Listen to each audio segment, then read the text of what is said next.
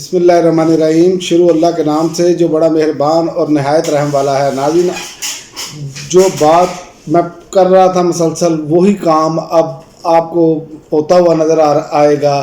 एक तो निज़ाम जो है वो बिल्कुल गिरने के करीब है, उस पर मैं बताता हूँ किस तरह गिरने के करीब है।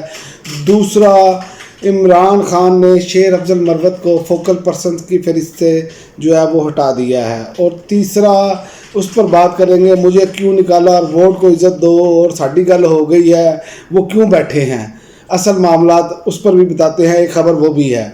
सबसे पहले बात करेंगे जो निज़ाम बिखर चुका है, अब गिरने के करीब है। इसकी वजह ये है कि पीटीआई का सियासी जमातों के साथ ग्रैंड अलायंस बन चुका है तकरीबन, और महमूद खान अचकज़ई उसके सरबराह होंगे। 3 दिन के अंदर महमूद खान अचकज़ई मौलाना फजल रहमान से भी मुलाकात करेंगे, अलायंस में शमूलियत की दावत देंगे। मुलाकात के बाद फजल रहमान याद रहे कि पहले ही जो है हुकूमत के ख़िलाफ़ एहतजाज की कॉल दे चुके हैं, और महमूद खान अचकज़ई की सरबराही में पीटीआई और जेयूआई एहतजाजी मुजाहरों का ऐलान करेंगे। और ये भी मैं आपको बता दूं, अलायंस में जमात इस्लामी को भी बड़ा ओहदा मिलने का इम्कान है। जो मुलाकात हुई, जो मीटिंग हुई, उसमें लियाकत बलोच, अख्तर मेंगल, महमूद खान अचकज़ई, तहरीक इंसाफ के जो मौजूदा चेयरमैन हैं गौहर खान और राजा नासिर अब्बास इस इजलास में शरीक हुए। और ये अब बड़ी मूवमेंट चलने के लिए तैयार है ईद के बाद। जो मैं आपको पहले ही बता रहा था कि ये मामला ईद के बाद जो है इनके हाथ से निकल जाएगा। अवाम तैयार बैठी है, अवाम गुस्से के साथ भरी पड़ी है। महंगाई और ऊपर से जो लाकानूनियत है वो है, हर तरफ से अवाम को मार पड़ रही है। और ये जो चंद एक लोगों का टोला है ये ऐसे कंट्रोल करके बैठा है जैसे इनके वालिदैन ने मुल्क बनाया, बाकी जो 24-25 करोड़ अवाम है वो तो ऐसी भेड़ बकरियां हैं। इसलिए अब ये जो है ये अपने अंजाम को पहुंचते हुए नजर आएंगे, और ये बहुत अच्छा फैसला है तहरीक इंसाफ का। उसकी वजह मैं आपको एक और बता दूं कि जब भी एहतजाज के लिए निकलते तो तहरीक इंसाफ अकेली जमात के खिलाफ क्रैकडाउन होता था। अब ये होगा कि मौलाना फजल रहमान भी मैदान में होंगे, अख्तर मेंगल भी मैदान में होंगे, जमात इस्लामी भी मैदान में होगी, महमूद खान अचकज़ई भी मैदान में होंगे, इनके कारकुन भी मौजूद होंगे। तो इतनी सारी सियासी जमातों पर आप ऐसे क्रैकडाउन करेंगे तो आपको तो छुपने की जगह नहीं मिलेगी। ये पीडीएम पार्ट 2 जो है ये तो फारिग हो जाएगा। अब जो है ना इनका इम्तहान शुरू होगा, अब इन्हें लाले पड़ जाएंगे कि हमने करना क्या है। और दूसरी जो खबर है, इमरान खान ने शेर अफजल मरवत को फोकल पर्सन की फहरिस्त से निकाल दिया है। उन्होंने उनको फ़िलहाल जो है उन जिम्मेदारियों से हटाया है।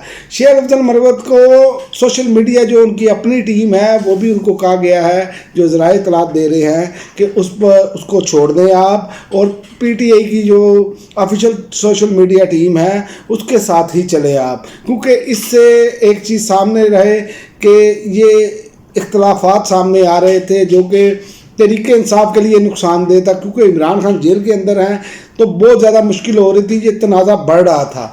तो इमरान खान ने इसलिए शेर अफजल मरवत साहब की जो अभी तक के जो मामलात हैं उनकी नीयत पर शक नहीं किया जा सकता, लेकिन जाहिर है हर बंदे की जो अब सोच है वो अपनी होती है, उसने किस तरीके से आगे बढ़ना है उसके अपना एक तरीक़ाकार होता है। उससे जो है ना वो मामलात इख्तलाफात की तरफ बढ़ रहे थे, और चूँकि इमरान खान जेल के अंदर हैं तो इन मामलात को टैकल करने के लिए ऐसी इस लेवल की लीडरशिप नहीं है। इमरान खान जेल के अंदर हैं, शाह महमूद कुरैशी जेल के अंदर हैं, चौधरी परवेज़ लाई जेल के अंदर हैं। तो ये वो लोग थे जो अगर इमरान खान जेल में थे तो शाह महमूद कुरैशी होते या परवेज़ लाई होते तो ये भी एक तरीक़ेकार के तहत जो है इसको कंबाइन रख सकते थे। तो ये इख्तलाफात सामने आते हैं जिसकी वजह से जो मुखालफीन हैं वो इस पर बड़ा प्रोपेगेंडा करते हैं, वो तो नाच नाच के घुंघरू तोड़ देते हैं।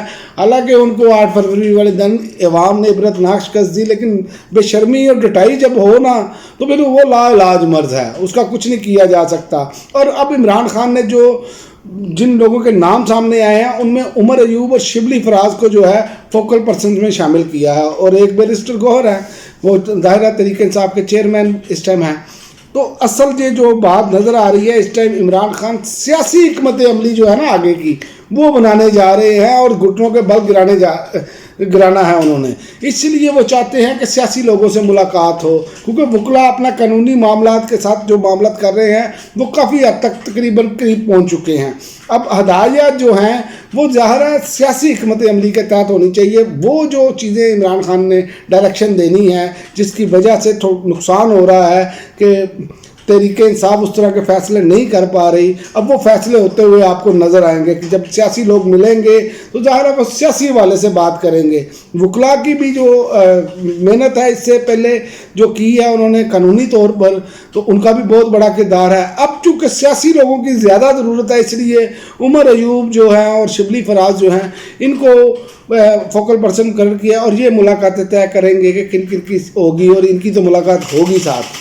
तो ये मामला जो है ये अब बढ़ेगा और ये तहरीक जो है ये ले डूबेगी इस हुकूमत को। ये मैं आपको बता दूं, ये तहरीक शुरू होने की देर है ईद के बाद, फिर इनको समझ नहीं आनी कि इन्होंने करना क्या है, फिर दौड़े चेक करें आप। और दूसरी जानिब माल बटोरने के लिए भी जो जनाब हैं वो मुकम्मल तैयारियां हैं। आप देखें, मुझे क्यों निकाला वाले लीडर हमारे, वोट को इज्जत दो वाले लीडर हमारे, साड़ी गल हो गई है कहने वाले लीडर हमारे, और मुझे क्यों बुलाया वाले हमारे जो शाहकार हैं, उनको चौथी बार वज़ीर आज़म बनने की ख्वाहिशमंद होने वाले लीडर जो हैं हमारे, उनकी आप देख लें कि वो आज उन्होंने इस मीटिंग एक ऐसी मीटिंग में शिरकत की जिसमें वाल्टन एयरपोर्ट को 350 अरब से ज़ायद मालियत के एयरपोर्ट को एक 50 अरब में फ़रोख्त करने की सूबाई मीटिंग में वो शिरकत के लिए आए। आप अंदाज़ा कर लें इतना पैसा है इन लोगों के पास, लेकिन वही कि हमने कहाँ पर किस बंदे को नवाजना है, किससे किक बैक्स लेने हैं, आज भी उसी मेंटल लेवल पे ये खड़े हैं। इसीलिए कहते हैं कि इन्होंने ठीक नहीं होना, ये अपनी आल बचाओ, माल बचाओ, खाल बचाओ, सब कुछ ये करते हैं और ये अवाम के लिए कुछ नहीं सोचते। यही इनका सबसे बड़ा अलमिया है, ये है इनका इनकलाब जो सिर्फ पैसे बनाने का होता है।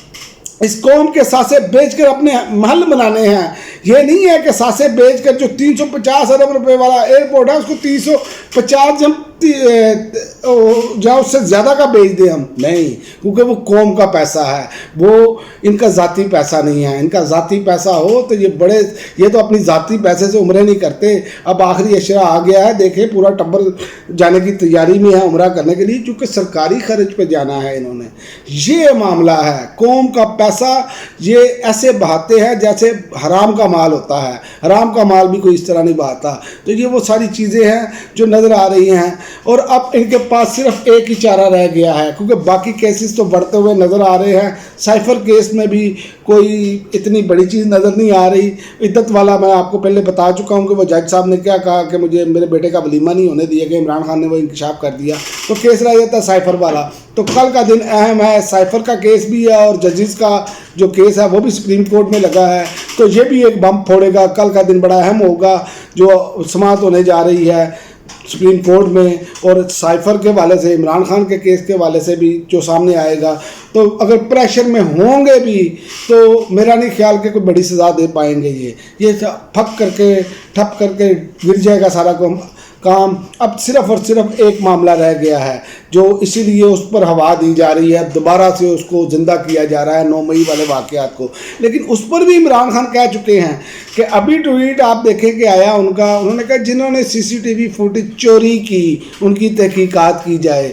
जो अपना कोर कमांडर हाउस के जो CCTV कैमरे हैं वो कहाँ पर उनकी फुटेज गई, इनकी तहकीकात की जाए, असल मुजरिम वो हैं।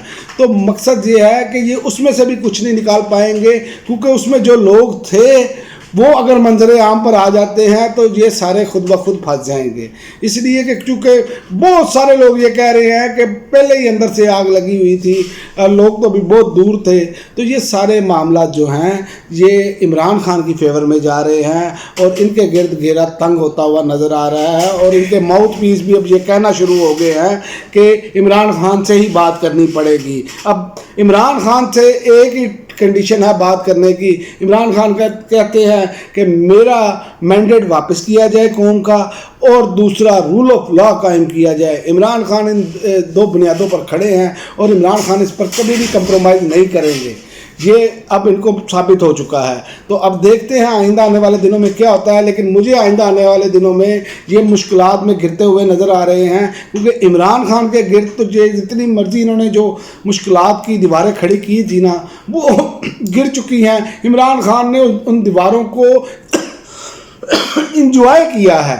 عمران خان نے اپنے سر پر سوار نہیں کیا، اور انہوں نے بتایا کہ میں مضبوط ترین نصاب کا مالک ہوں، مجھے اللہ تعالیٰ نے مضبوط ترین نصاب دیے ہیں، اور اس میں کوئی شک نہیں ہے کہ اللہ کی ذات نے 71 سال کی عمر میں جتنے مضبوط نصاب عمران خان کو دیے ہیں وہ اس کی مثالیں بہت کم ہی ملتی ہیں. اب تک کے لیے ناظرین اتنا ہی، اجازت دیجیے. اللہ حافظ.